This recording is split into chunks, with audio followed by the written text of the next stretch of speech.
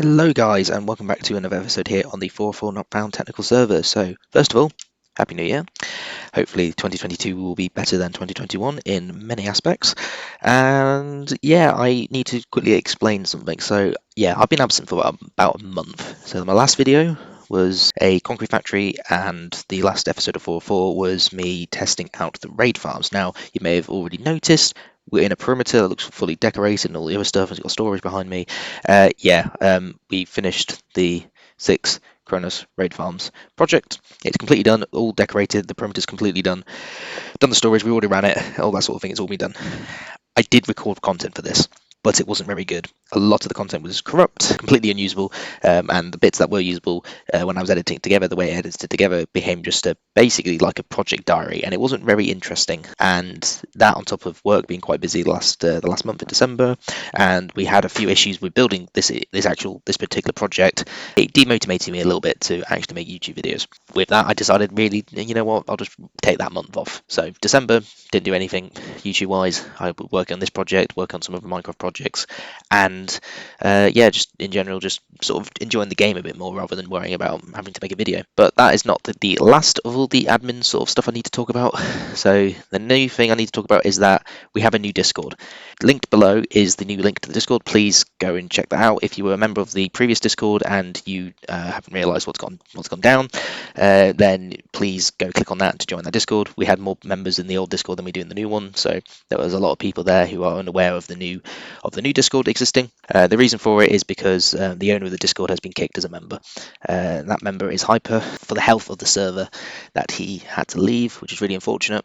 But yeah, so we do wish Hyper all the best in the future. But yeah, he is no longer a member. So like I said, new Discord, please go and check it out, and hopefully we will see you there. This episode is going to be more of a progress updatey video then, since it's been a lot has changed since we were last here. Like I said, this perimeter is completely done. We've got a glass floor, got the nice coloured floor. We went with white and light grey, which is the first sort of randomised pattern floor we've got on the server.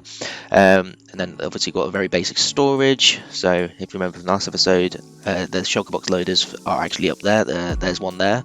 What will happen is the items will get, the boxes will get broken. They'll get dispensed here from that powdered snow, which aligns them. They fall down into these water streams, and you can see them in the floor here. And then they will travel all the way along to this location here, which is when they're sent into the storage. Now, we found from when we tested it when we ran it for 4 days straight. No one was logged on the server. It was basically just the farms running to get the 6 million odd redstone that we needed for the breadboard breaking project. We found that some items were getting in that weren't shulker boxes, some loose items. Now, all the shulker boxes always were fully loaded with redstone, which is really good. So the shulker box loaders work, but for whatever reason, we're still getting items getting into the water stream. So we think it might be down to the slice portals. So sometimes the items from mobs maybe dying in the portals or whatever over there were just falling down and getting in. Maybe the boxes were occasionally spewing out, the loaders was occasionally spewing out a single redstone dust, which, I mean, that could have happened, we don't know.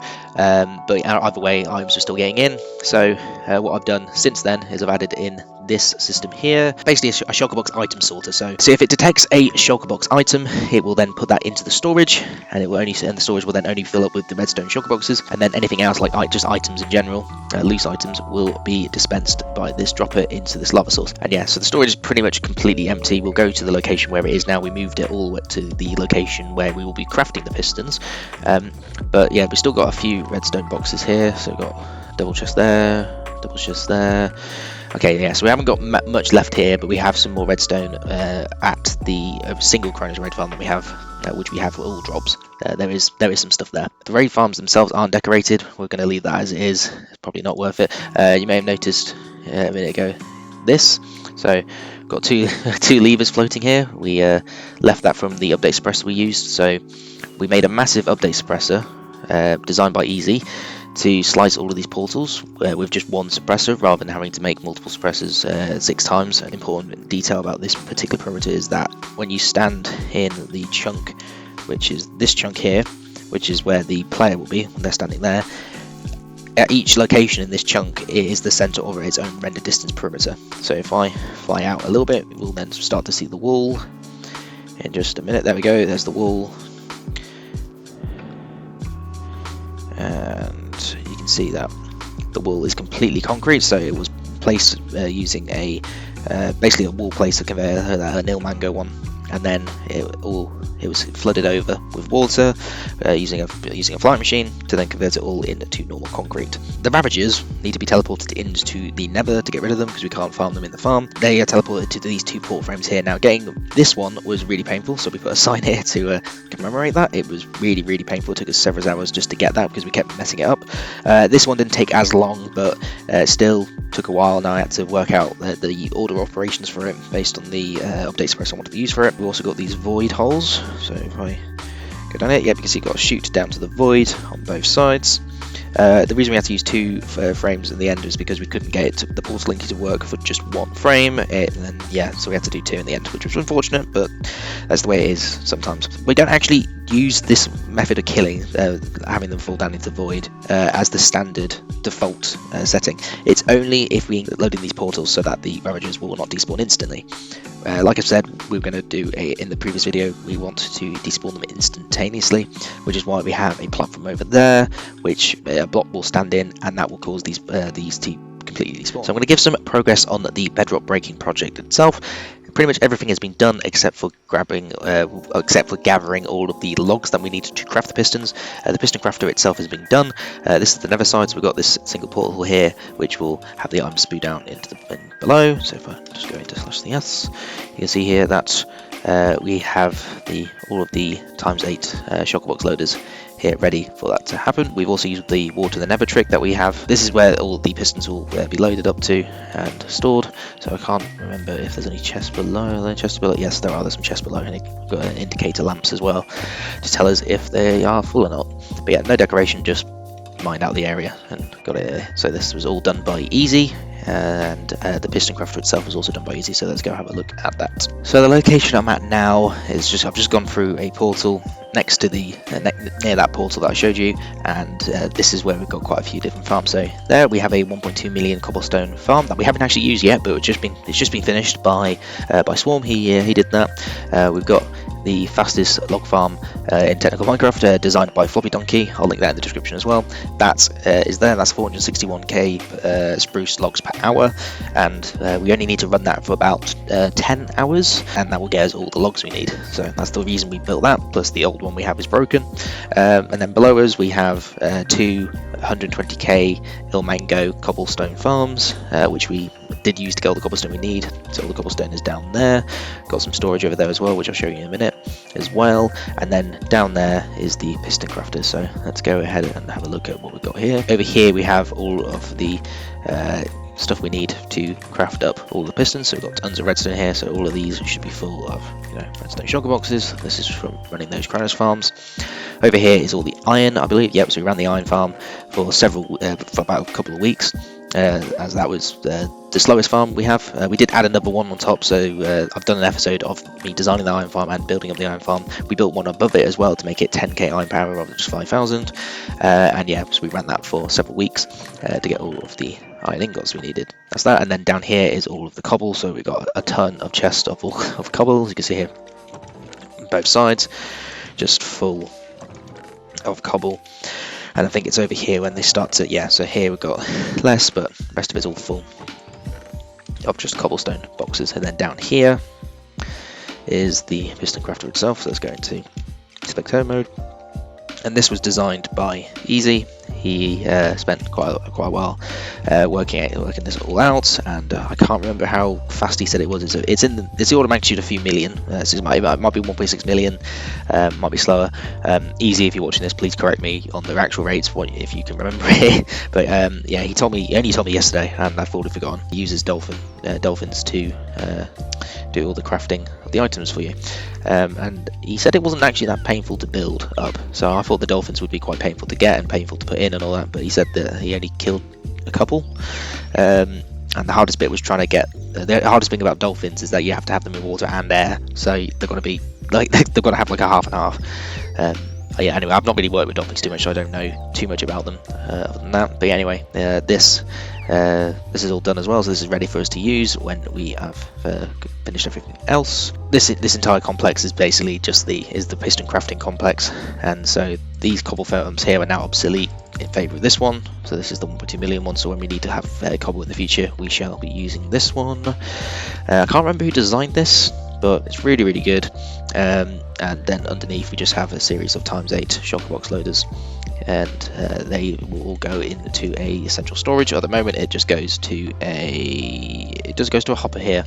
there's no chest for it, so we're probably going to put a water stream that goes all the way back over to this storage over here and links up to that storage. We're now at our 320 furnace super smelter. It is a sort of a temporary solution to our super smelter issue. We don't have one at the moment. We plan to have it close by too, and we've got some tax collectors over there. Anyway, we plan to have it in our main storage perimeter once it's been expanded. But anyway, we needed it for the glass for the raid farm floor. So this is the 320 super smelter that I originally used on the Eternal SMP when I was a member there, but we modified it so that it could use shulker box loaders, and also it was more efficient on the water dispensing system. So this is what it looks like from the side, and we've got a shulker box unloading system for the item. Here you have a hopper minecart, which then gets the items from this hopper minecart, which is getting the items from this hopper minecart, which is getting the items from the shulker box that's dispensed here. And the same goes for the fuel. The fuel is a bit better, it's just charcoal. We have tons of charcoal shulker boxes, so how much we've got left? Oh no, we've only got about a single chest worth left, which is, not too bad. But anyway, this hopper minecart, you can see here that they just go through this, and then we can then unload this at hopper at ×8 shulker box speed. So that's the speed of a hopper minecart, and yeah, this will be filled up with that. And then when this is turned on, if I turn this off, this will then launch that, and it will come back fully unload all the charcoal, because 320 is just 5 × 64, so it's 5 stacks of furnaces here. But yeah, it's not fuel efficient because the way because once this doesn't fill up quick enough before, let's say, this first one, before this one stops doing it. So as soon as this finishes, it's then burning the fuel for a few seconds, and then the hopper minecart goes over it. So yeah, there's a few seconds in between, which means that we've got wasted potential for smelting the items down. But anyway, it's not the end of the world for that. We're going to have a better one once we've finished up the main storage project. Another project that we finished recently is the mossblock farm. So you might have remembered that I did a few episodes on actually making the perimeter for this, and it took a few months before we decided to actually build it up. So originally we were going to do my mossblock farm design, which I have a video on, but I decided that it wasn't efficient enough, and also it wasn't as nice, or just in general not as good, and the storage was horrible, and it didn't really work too much really when I was doing some further tests with it and trying to change the storage up a bit.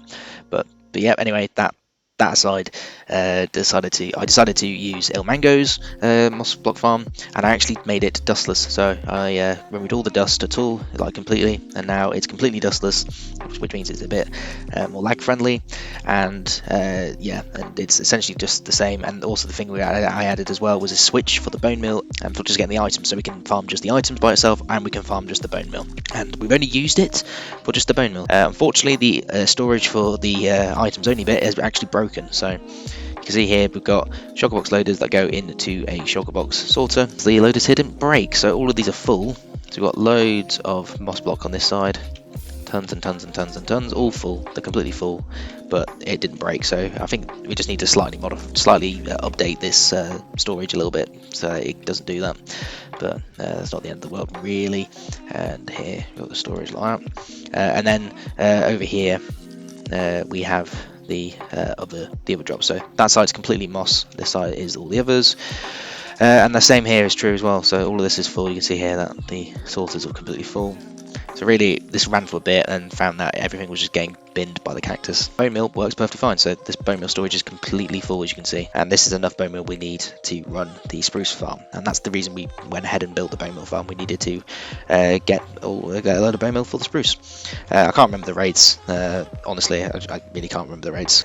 We also have an option to send to the nether if we wanted to, so this can send it up there to the chunk loader up there. We haven't used that yet, but we will in the future when we need to send bone meal directly to the spruce farm. We are now at the final farm location I'm going to show off in this episode, and this project is a simple, efficient ice farm, and it's basically a modified Nembomb ice farm. Sparky, one of my newest members actually, he was the one who spearheaded the project, and he modified Nembomb's ice farm.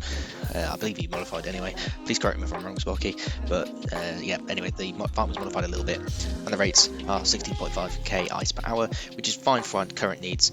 Eventually, we will make a 72k item per hour ice farm, but this filled the void basically. So it looks like in this sort of room we've got sort of like instructions, the sort of ice cave sort of looking room. We've got the crafter, so we can craft up ice into packed ice and then packed ice into blue ice if we want to do that. Looks like nothing's in there at the moment. I have no idea what that is. That's some empty shulker boxes for that. No idea what that is. That's probably the output for this, and once that breaks it'll probably go to there. I mean, I could check in CS mode, couldn't I? Yes it is. Right, cool. Anyway, so that's that. Over here we have some spare pickaxes. Quite a lot of spare pickaxes.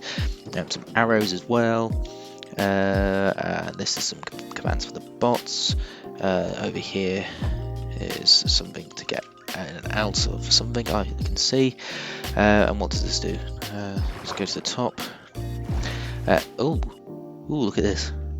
Ooh, very nice. It's basically like sort of ice spike sort of thing. And then oh, you have a nice viewing platform of the ice farm. Oh, that's nice.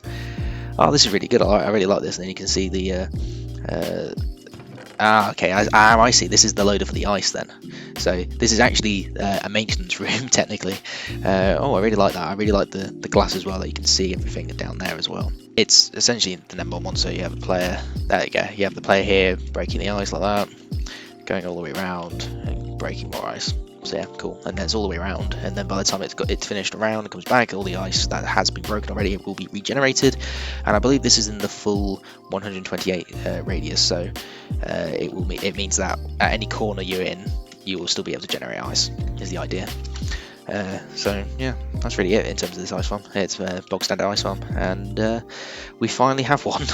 The final thing I'm going to show today is the expanding of the main storage perimeter project. So over there is the main storage perimeter, the original one with temporary storage there. And then over here we've got a load of trenches, basically to expand it.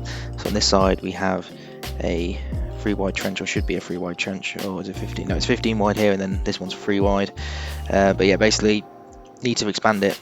But this project has been halted, so slightly because this world eater isn't the correct size for what we need it to do. So if we go over to here, see that we've got a water wall here to protect the smooth wall, and this needs to be expanded slightly so that we can use a the actual sweeper. So our member Potter, he tried to get this to work using a custom sweeper design over here. So you see that there, but it didn't really work. It was not timed properly, and it was basically a massive pain for him, and he lost a lot of interest and motivation. So he hasn't logged on for quite a while because he's basically lost motivation to play Minecraft due to this. But yeah, so we need to expand this this side here. I think Easy's working on it at the moment, or it was one of the things he was doing. But yeah, can't be too sure. And then yeah, we need to replace that with a normal sweeper or whatever, and then we can just use this as usual. Okay, so I haven't got everything loaded in, but you can sort of see the trenches over here is this side of the perimeter, and then over here a trench goes down to there and then down to here. So it's a big expansion of this main storage perimeter, and the main storage is actually going to be located around here and not in the middle, so we can actually have space for other things in this perimeter. Over here, I think it's here, yeah, here is where the main storage will be, because that's centered on a end portal, and that's where our old concrete duper used to be. But we're now going to have the main storage centered on that, so we can get to the end straight from the main storage. But that's the basic idea. But yeah, anyway, so Worldy is ready to be used, sort of ready to be used. We need to expand the trench a little bit further, and yeah, then build up a few more, and then we will have an expanded main storage perimeter. So that's all I've got time for, I'm afraid, for this episode. If you did enjoy it, please give it a like, subscribe if you'd like to see more. Please go ahead and join our new Discord, and I shall see you again real soon.